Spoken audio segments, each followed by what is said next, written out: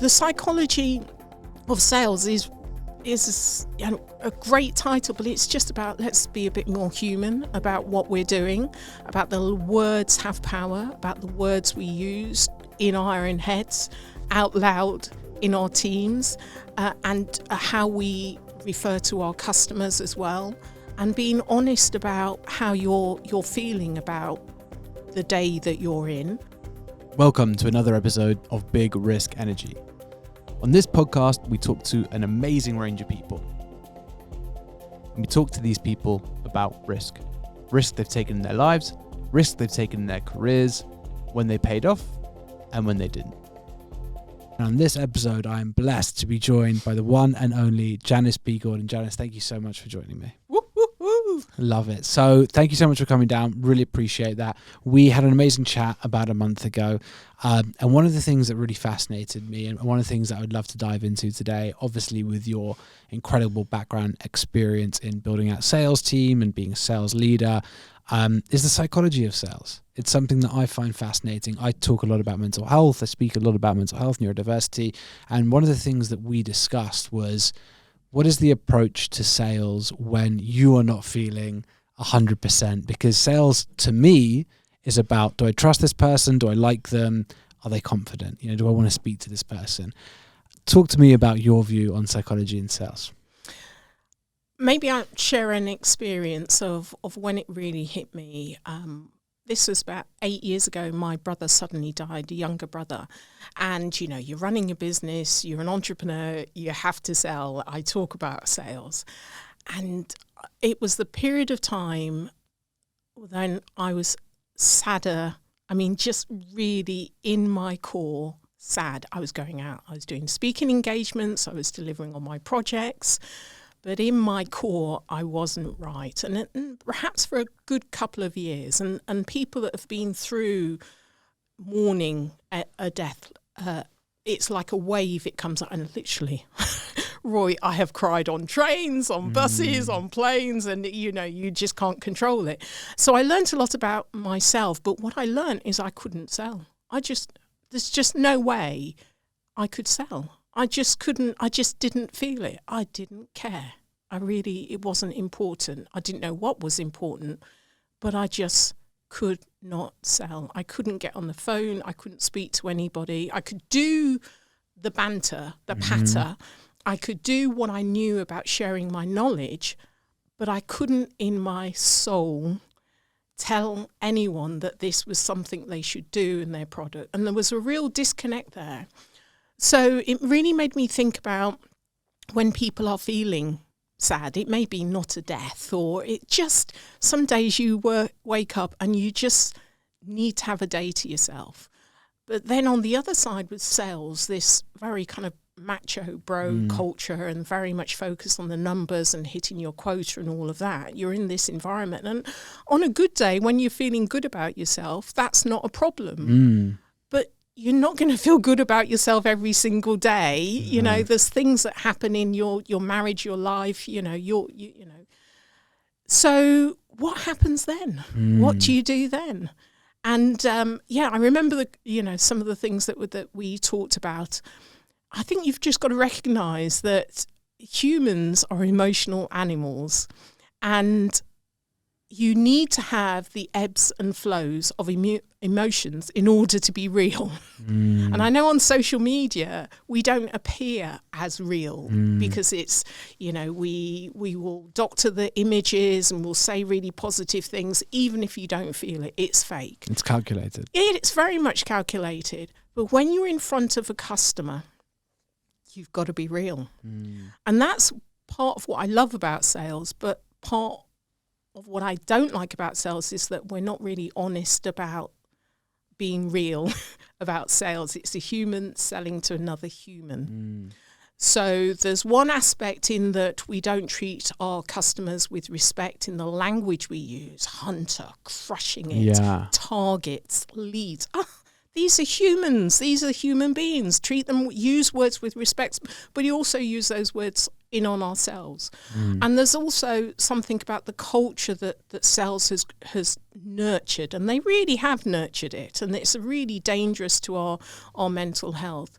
So I think we need to kind of strip all of that out and be a bit more human and really understand that to get the best out of your salespeople, you've got to understand them as individuals. And as individuals, human beings, emotional beings, there's going to be some days where they can't crush it, and they shouldn't be crushing it, and they shouldn't be killing anybody. I hate that. I remember there was a guru, and I was going to interview him for the podcast, and he messaged me back and said, "Hope you're crushing it, and or killing it." And then I messaged back and I said, a little bit violent, that, yeah. I'm not killing anything today or even tomorrow. I never kill things. I try not to. And he was, I think, a little bit embarrassed and caught himself. Yeah. But he's so used to speaking about that culture, and because I'm considered a sales expert, he thought it was all right, and it's not all right.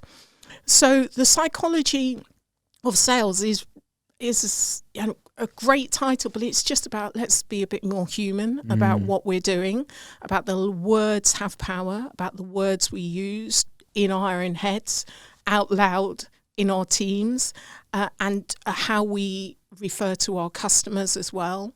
And being honest about how you're feeling about the day that you're in. And until you're open and honest about that, then it means that feeling is going to continue. The more that you talk about what you're feeling, then the energy comes away from it. It's not a big deal anymore, really. And so the next day you get up, you will be able to do what you are happy doing. But it's recognizing there's going to be some days like that. Your buyers, strangely enough, they feel like that as well. And they're empathetic and they understand that as well. And I think the more real you are in the language you use and treating that person like a human, they respect you all the more like a human. So I think that we really need to start to break down this bro culture, this really hard culture about focusing on the numbers. If scale yourselves, the framework that I've developed and I use, and it's very much about understanding the buyers and the buyers' outcomes as humans and working back from there and designing a methodology, a process, a culture based upon your key customers and what you want to do for them. There's a lot of people that have a problem with selling. Even entrepreneurs and founders.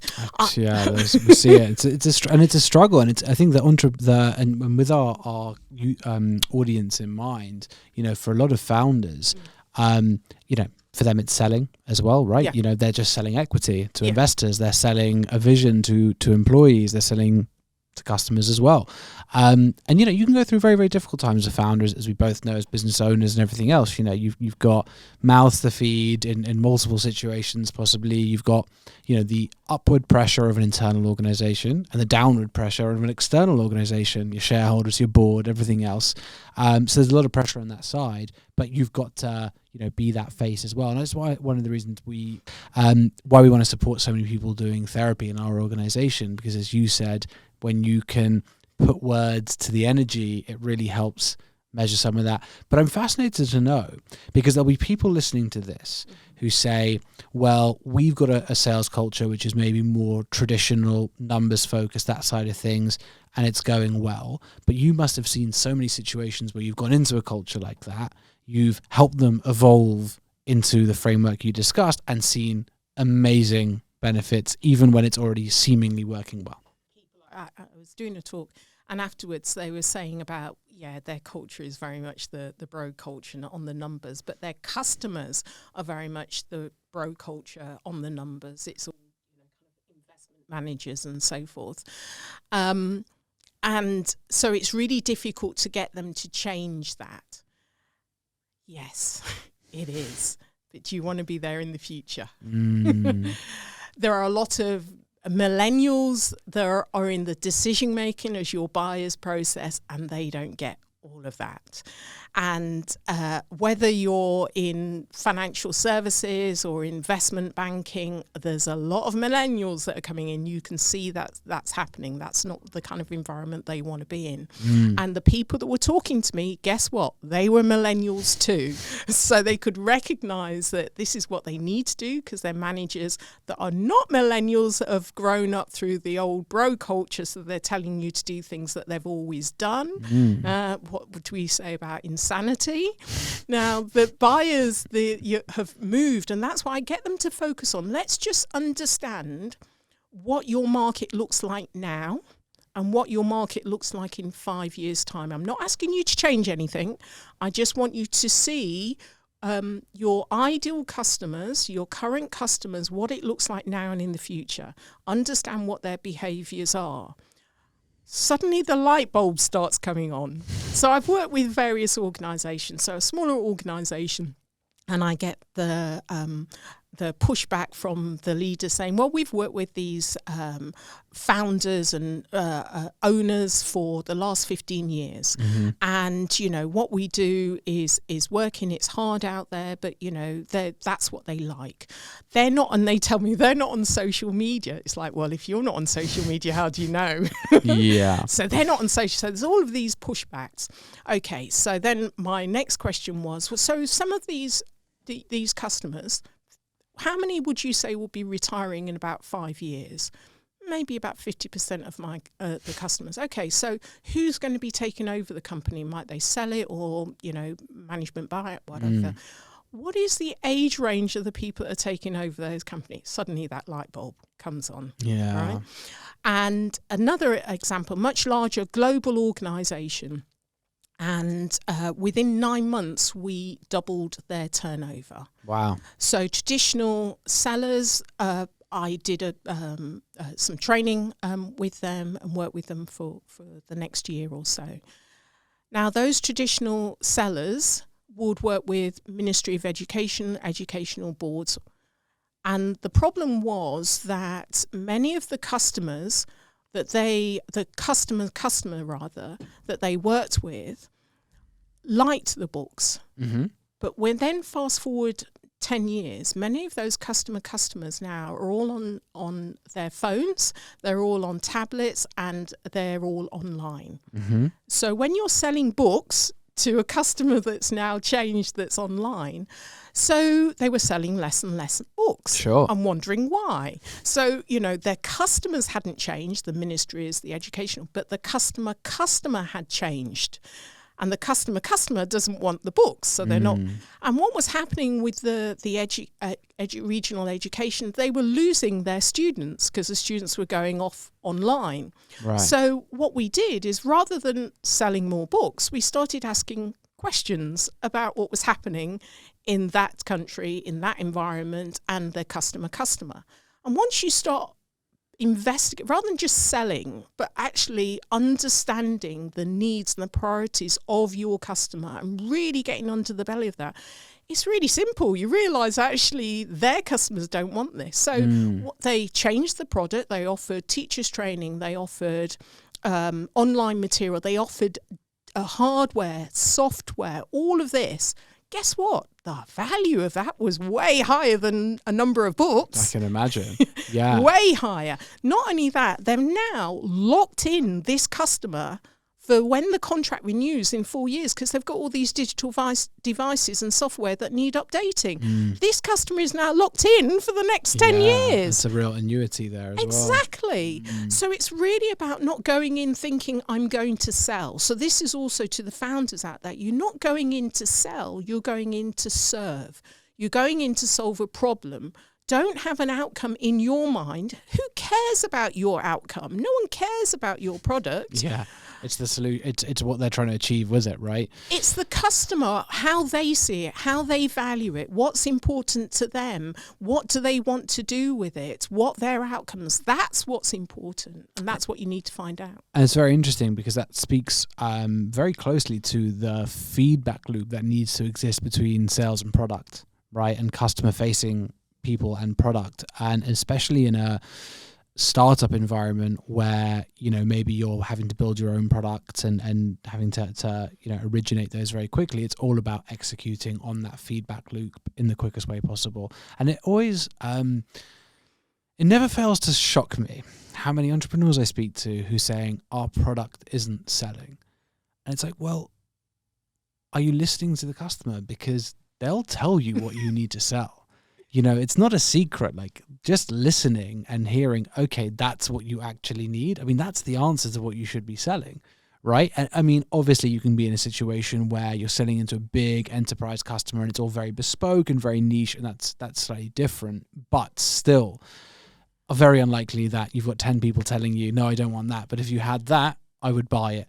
And if you're not listening, well, then, you're missing it. And I think it's a big lesson to a lot of entrepreneurs is the idea that you go to market with is very, very rarely the idea you'll end up selling, because being able to just pop out of nowhere this idea of what people want without speaking to them, without listening, it's not how it works. Yeah, I totally agree with you. I often say to sellers as well that when your customer is complaining, that's when you need to really love your customer. They're going to tell you everything. Money can't buy that, that feedback.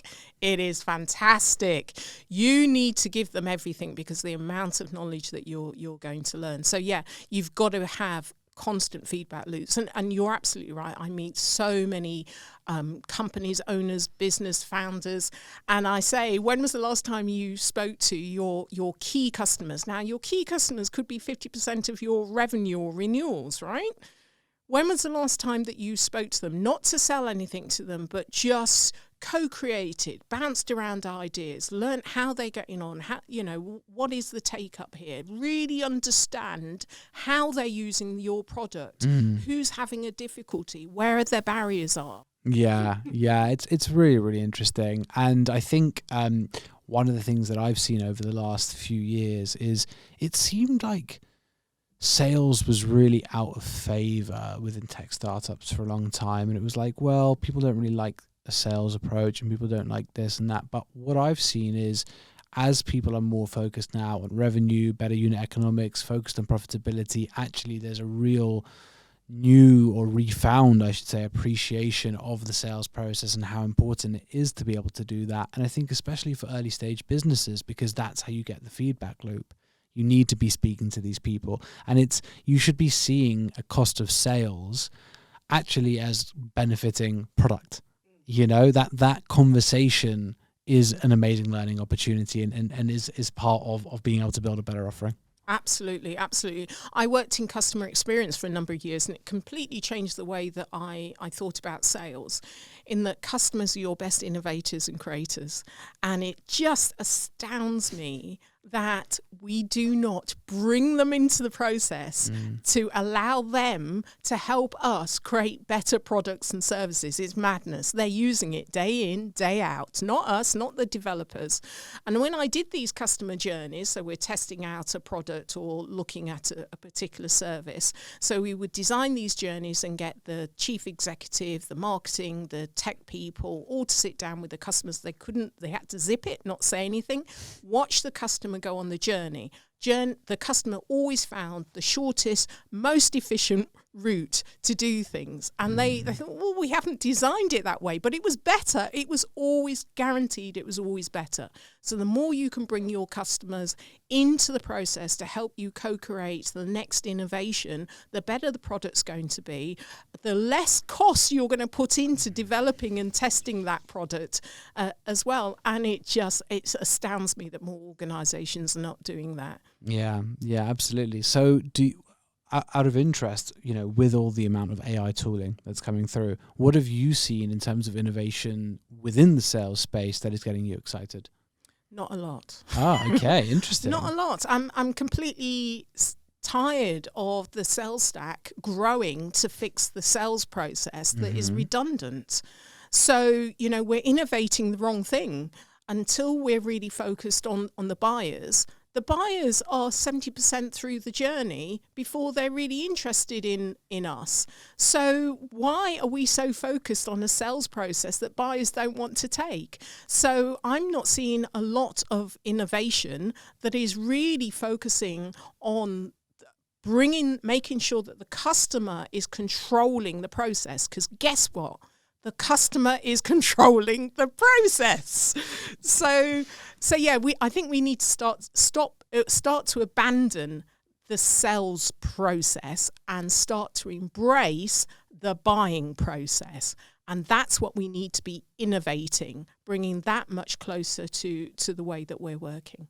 That's really interesting. I really love that way of looking at it. And I suppose that's, again, go back to how people may view their own business or their own product differently because they are selling or owning it versus buying it. Because, the amount of times I'll see an entrepreneur use a product and pick out different things which are wrong with it, which, of course there's always areas for improvement, because they're looking at it as a buyer. But then when they look at their own product or their own process, it's like, oh no, that makes sense to me. It's again, it makes sense to you because you built it, but you're not seeing it through the same lens. Right. So I love the idea of making it a purchase-led process. Very much so, very much so. This, the sales stack is enormous, and that tells you something really. There's all of these things that's wrong that needs to be fixed, and so we want to get data out of the sales process so we can sell better. But we shouldn't be selling better. We should be allowing buyers to buy better. And if we focus more on that, then we don't need the sales stack to be quite so big. And we would be more efficient in the way that we do it. We're delivering exactly what customers want, how they want it, when they want it. And so it's so much more efficient. So if you're a young entrepreneur listening to this and you have built your product and you're ready to start selling, what are your initial tips? Where do they start? Well, have you got your customer advisory group in place?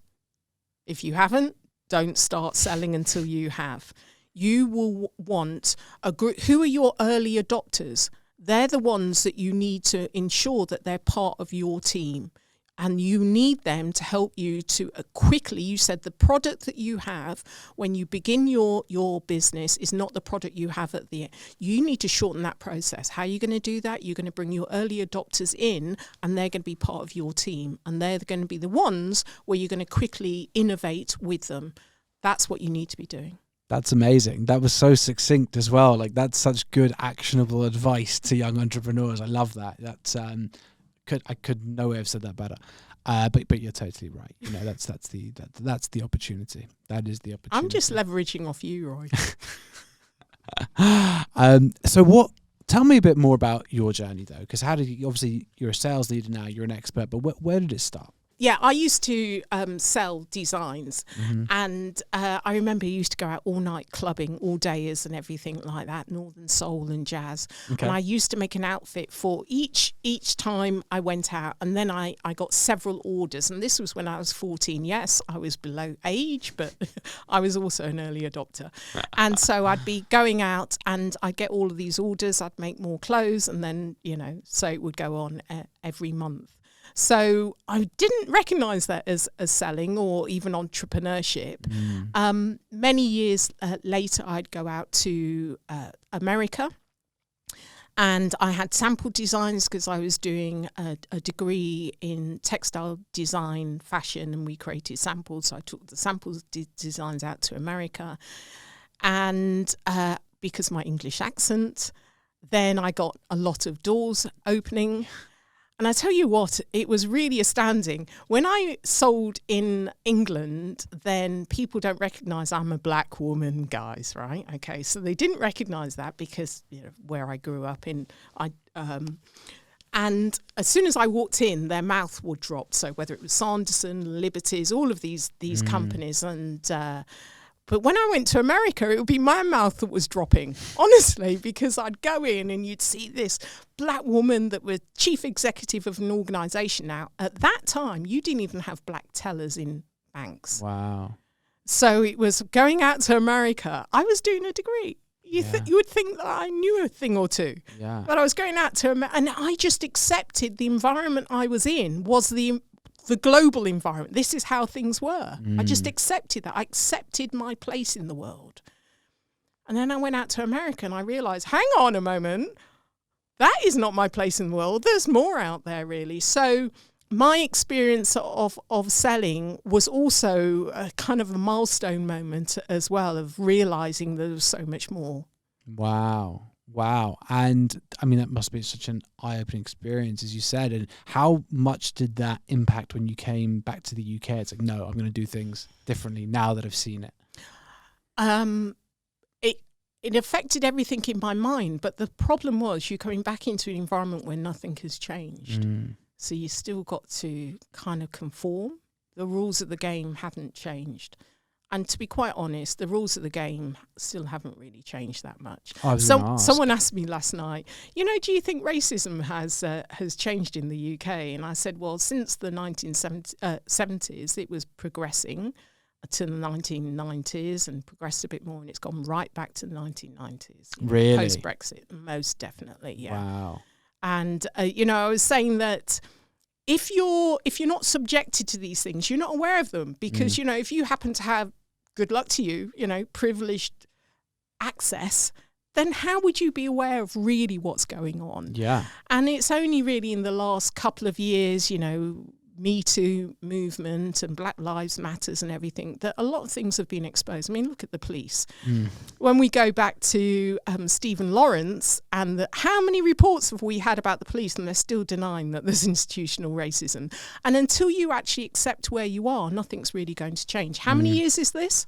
Yeah. 30 years? Yeah. So that just gives you an example. Anyway, I know this is another subject. No, it's obviously such an important subject to talk about, and it's really interesting to hear that you can identify Brexit as being a real trigger point in terms of things starting to roll back in terms of attitudes. And, I think we are an incredibly divided society. There is more and more as time goes on. And I think social media might have a big part to play in this in terms of people get more and more reinforced in their views.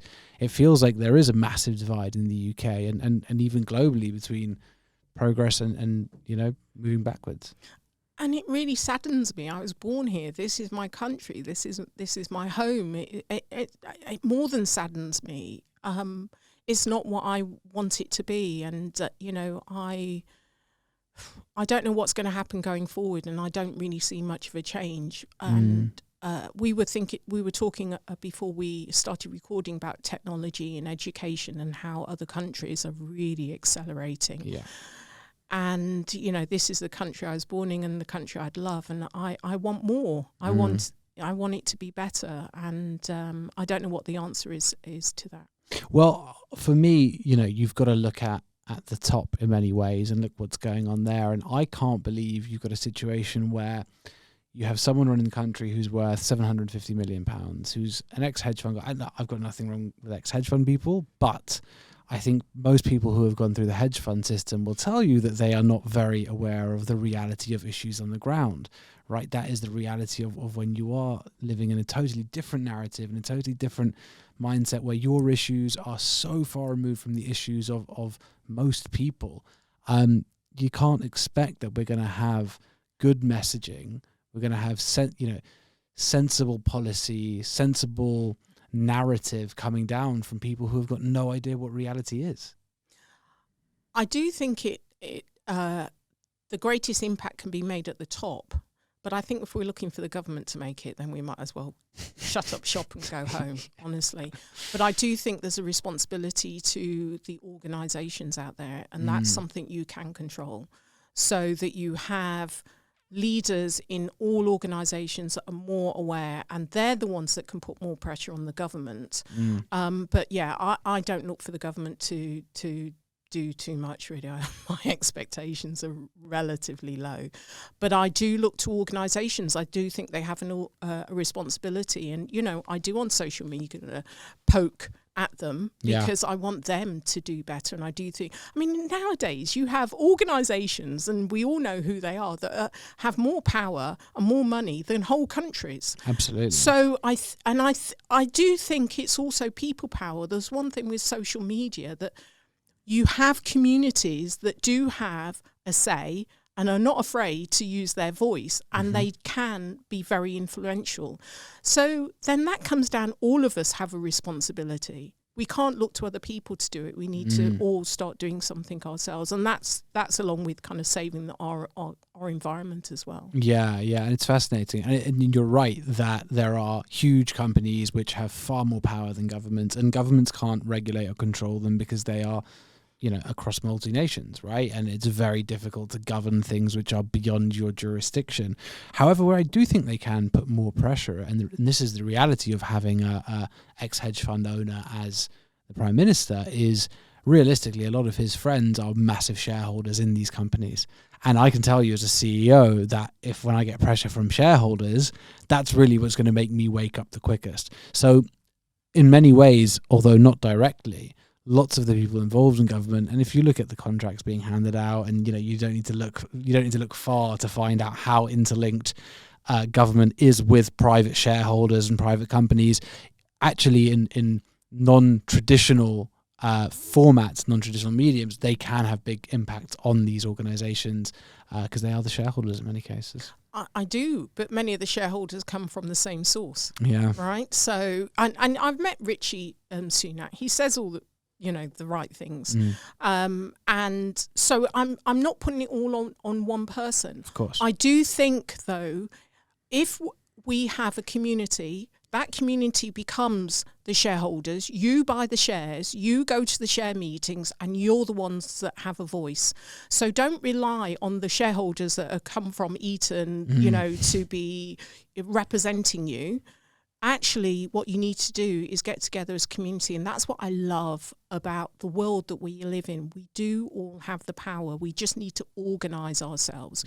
If we put all the right people together that have one voice, we're the ones that are bigger than even the largest organisations. Yeah. We're the ones that can bring them down. So we're the ones that have the power, but we just need to recognise that and start to organise ourselves. And the fact that we are in the technological age we are in now means that we can do that. So recognise that you are in control of your own destiny. It's just whether you want to take the action or not. And if you look at the Arab Spring, for example, 2011 and the years following that, that's a great example of people utilising technology to, really collectively make a big difference. And even if you look more recently at France, and they're not afraid to organise and let the government know and let other people know what they're thinking. But it's funny because, you mentioned the environment before, and I always, I have controversial views on reality and what reality might or might not be in terms of how much is in our perception, how much is factual, and the big gap that exists between the two, right? But I see, videos on Instagram, on TikTok of Just Stop Oil protesters and people responding to the Just Stop Oil protesters by throwing them out the street, beating them up, whatever it might be. And it upsets me, not because I think necessarily Just Stop Oil protesters are going about it the right way, but where they're coming from is trying to protect the environment. Where they're coming from is trying to do the best by individuals, by humans, by our future, and trying, protect a world that we need. Although a lot of people seem to forget it, protect the world that we need. And I think that's where the division comes in, right? Is you've got people who want to take action, want to do the right thing, and people who believe that taking that action is the wrong thing. And it's a real shame, because ultimately I think the people who are getting inconvenienced by Just Stop Oil are not looking at the bigger picture. I would say there's several ways to, well, we don't want to skin a cat, do we? We're not doing any of those violent things. But, there's several ways to approach anything. And it's a little bit of inconvenience for people, and it gets on the news, and there's always going to be people that are saying, they're troublemakers and whatever, but it gets on the news, doesn't it? We're used to what normally gets on the news.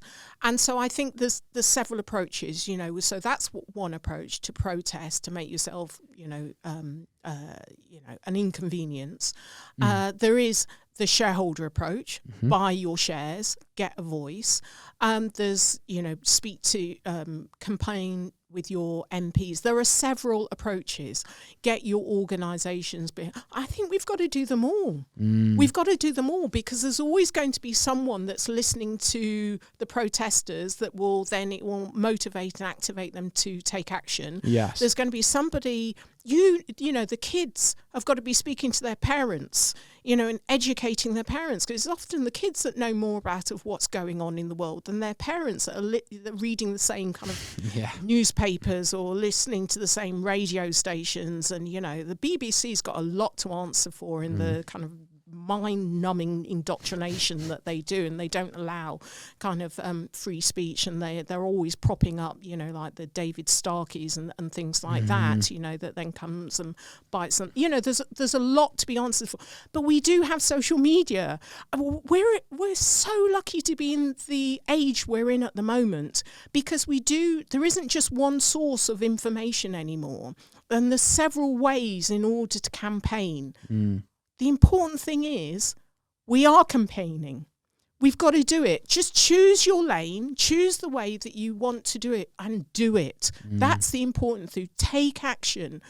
Doesn't matter how you do it, but you need to do it, because we have got, how long? 10 years before we're all screwed. Yeah, 10 years might be being optimistic. Well, might be, yes. So start doing it now. Leave this podcast now and start taking action. Exactly. No, I'm not going to be criticising someone that's inconvenienced me because they've decided that this is the way that they want to campaign and take action.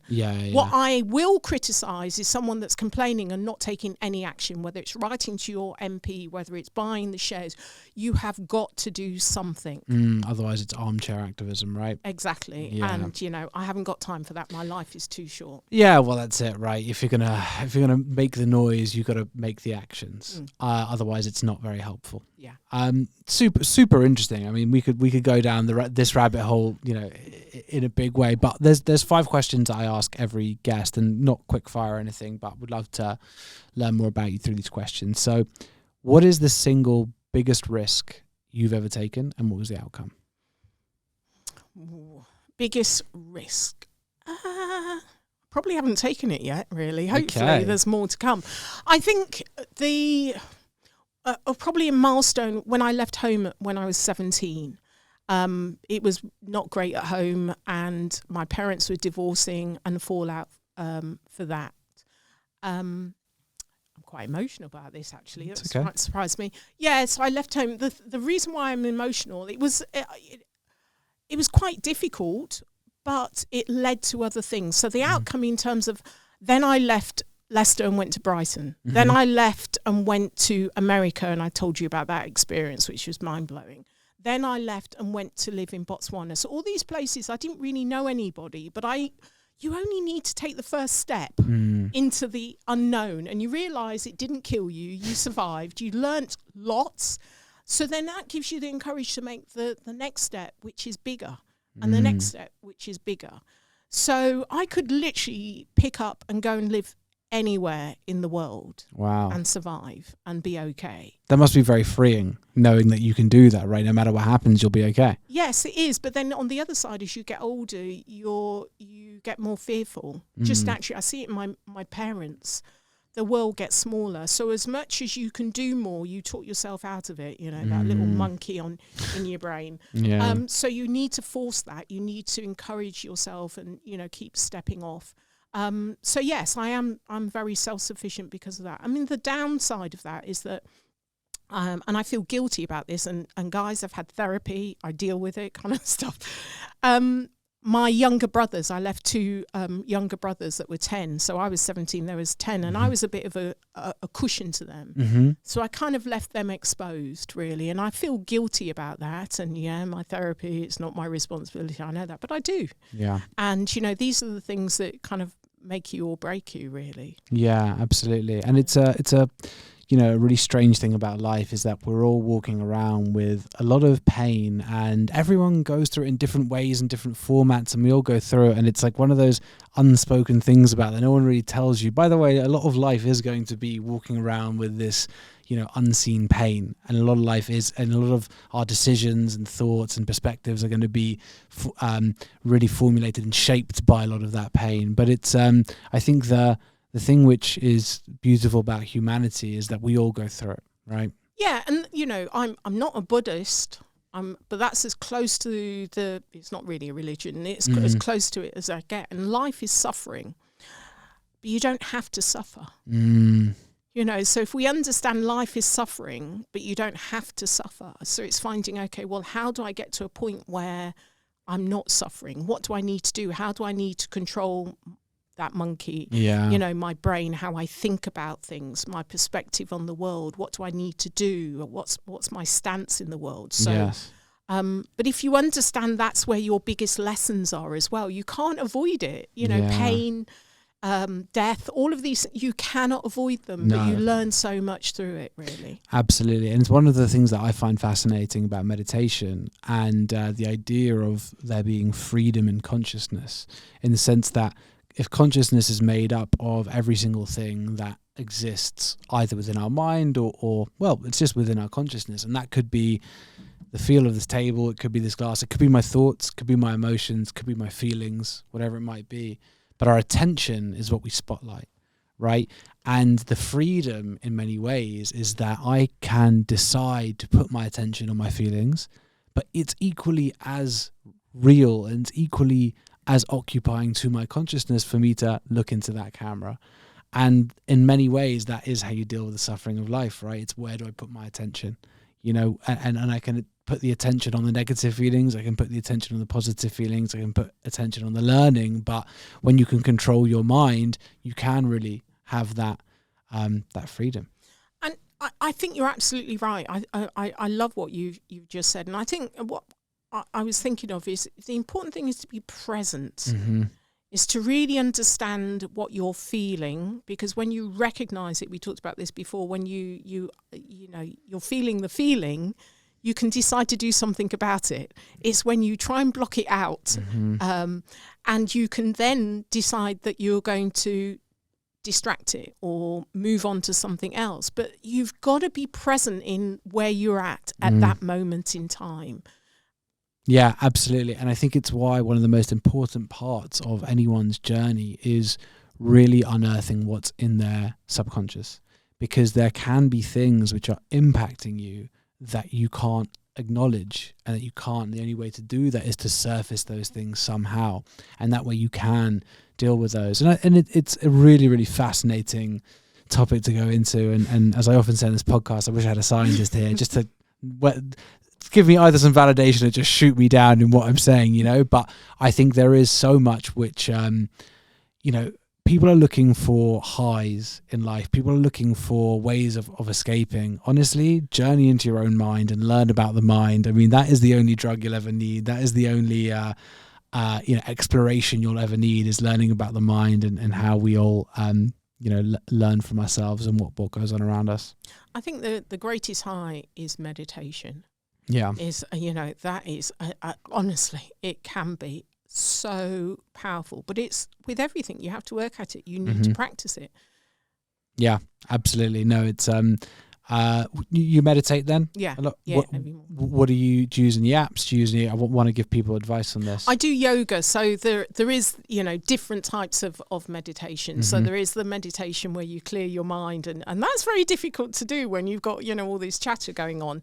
And so sometimes I'll go into that and I get really deep. I mean, really, I'm somewhere else completely, and it's scary. Yeah. But I can go very deep.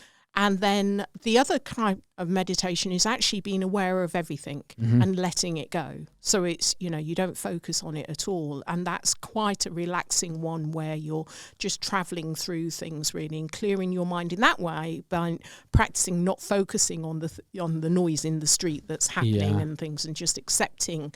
And you come out of that, and there's a lot of things in my day that I suddenly start to accept. So yeah, there's different types and I think the key to accessing meditation is to try different ones and see what works with you. Agreed. And when it really works, then also try something else, because once you've developed a practice, you may find another level with a different one. So there isn't one way to meditate. There are different ways, but whatever works for you. Yeah, I totally agree with you, by the way. If you can get into that real attention practice, and you can leave your body. You can go hundreds of miles away from where you are, and Absolutely. it's one of those things that's got to be experienced to be believed. And 5-6 years ago, before I started meditating, if someone said that to me, I would think it was bullshit, to be honest. And then you get to that place where it's like you can go to other dimensions.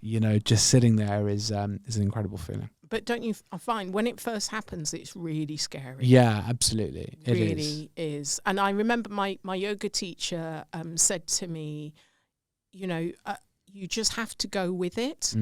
just keep going, Yeah. go with it, really. And I just think that that's a slither of what I think many Buddhists do. And they're exploring the whole universe of it. And I've had one slither of that. Yeah, absolutely. And I think, and I wish I understood the science behind this so I could talk about this in a way that doesn't make me sound like an idiot, but we're going to give it a go. You don't sound like an idiot. But, you know, if we did come from the Big Bang, whatever it is, ultimately everything is connected. Everything has that starting point. Everything comes from the same stars. And therefore, the idea that there is a connection, that there is an ability to conceive of, perceive, you know, understand other parts of the universe, if we all came from it, you know, sometimes you've got like a sixth sense with your brother or your parent, whatever it might be. It's because you come from the same place, but we all do. Do you know, it's really funny you say that. I got a phone call at 10 o'clock at night, and, you know, the call. And then afterwards, I had to drive to Leicester, which is the hardest drive I have ever done. But actually, then I remembered that I had a premonition about this phone call. And I always said, I'm going to die young. And because I thought that phone call meant me. But I knew 20 years prior to this, I was going to get that phone call. So then we have a lot of insight and premonitions and things that we don't understand. They make no sense to us at the time. And then it's only later you make those connections. So there is something in there. There's something bigger than us, you know, and yeah, it's really, really powerful. There definitely is. And you know, there are things that we know happen in consciousness that humans can't perceive. So for example, I think the praying mantis, certain types of snakes, they can see infrared, right? So there are waves that exist that are measurable by science that we can't see. So there are things that we can't see. But there are also things that we know that exist that we can't measure yet. So for example, there's a certain type of coral, and they exist in lots of places different, you know, around the world.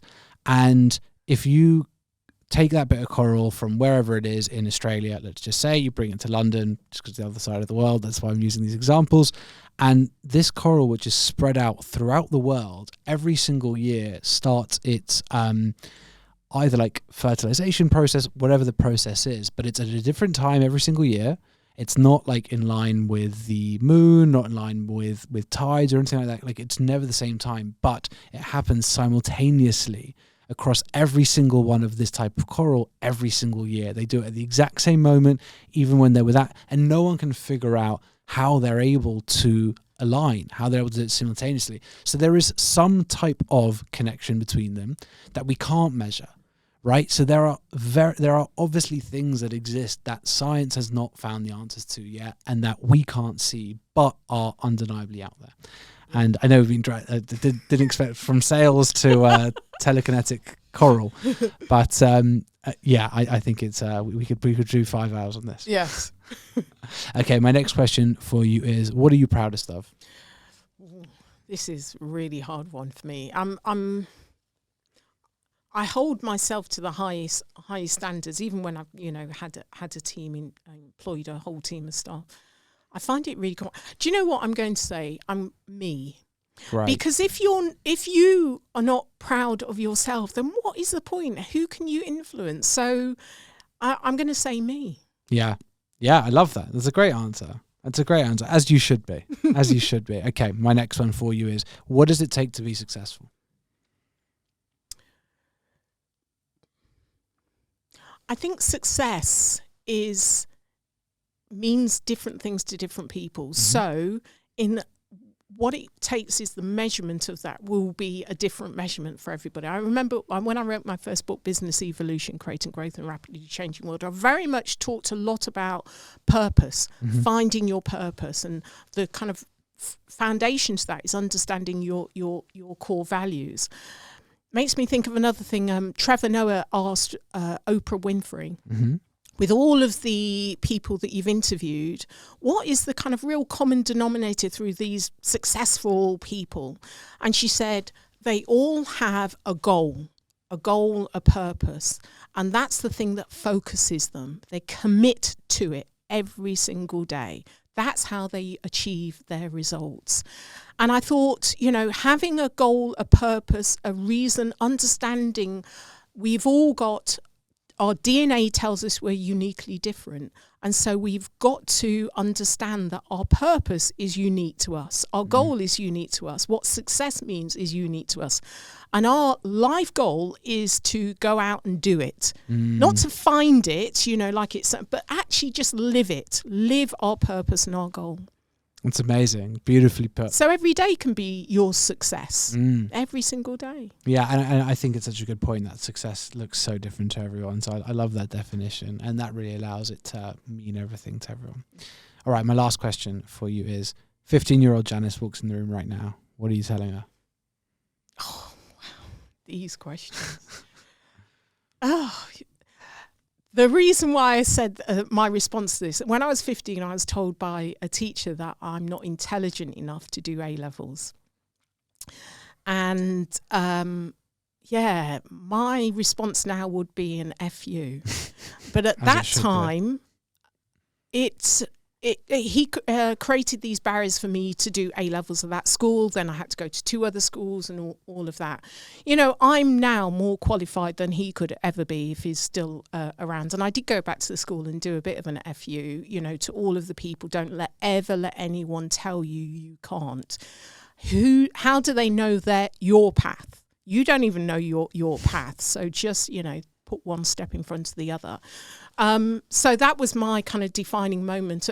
And it took me a while to find myself, because all of those micro messages, brought up in the UK, all of those micro messages are borrowed into your brain.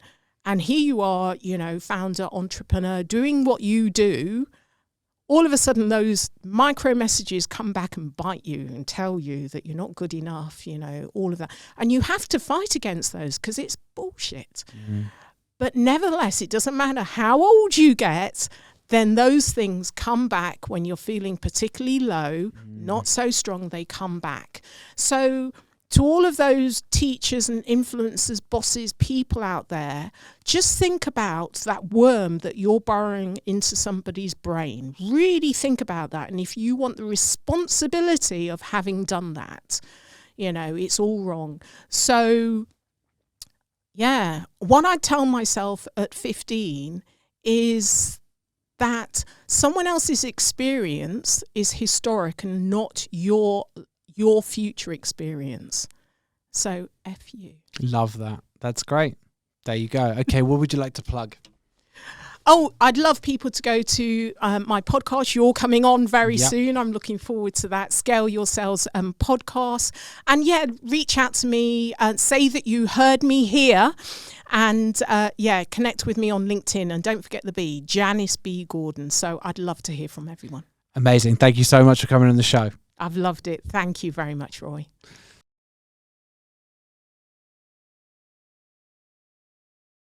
Thanks for watching the episode. And if you haven't subscribed, please hit subscribe below so that you can support the podcast and we can keep on bringing you amazing new guests. If you want to see the other amazing episodes in this podcast, click into our series section. As ever, if there are any other guests or topics you want us to explore, just let me know in the comments and we'll do our best to bring someone in.